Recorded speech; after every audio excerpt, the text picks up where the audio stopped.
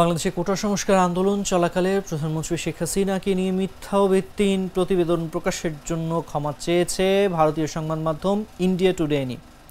আন্দোলনের মধ্যে রোববার সংবাদ মাধ্যমটি তাদের ওয়েবসাইটে Indian students flee Dhaka amid violence clashes PM Sheikh Hasina airlifted শিরোনামে সংবাদ প্রকাশ করে। শিরোনামটির বাংলা করলে দাঁড়ায় বিভিন্ন প্রতিবেদনে নিশ্চিত করা হয়েছে বাংলাদেশি চলমান সংঘাতময় পরিস্থিতিতে ভারতীয় শিক্ষার্থীরা ঢাকা ছাড়ছেন, প্রধানমন্ত্রী শেখ হাসিনাকে হেলিকপ্টারের মাধ্যমে সরিয়ে নেওয়া হয়েছে।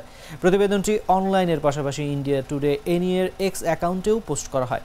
ভিত্তিহীন এই সংবাদের পরিপ্রেক্ষিতে নয়াদিল্লির Bangladesh high commission India Today কে একটি চিঠি পাঠিয়ে তীব্র আপত্তি ও প্রতিবাদ জানায়। চিঠিতে লেখা হয়, বাংলাদেশের প্রধানমন্ত্রী ও সরকারকে নিয়ে ইন্ডিয়া টুডে এর করা একটি ভুল সংবাদ ও এক্সপোস্ট অল্প সময়ের মধ্যে ভাইরাল হয়েছিল।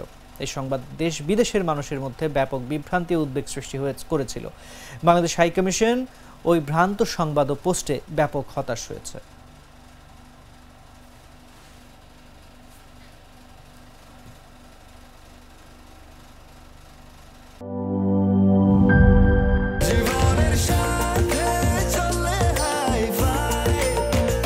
স্বাস্থ্যকর অল টাইম ফ্যামিলি কেক, সব সময় অল টাইম হেলদি লাইফ।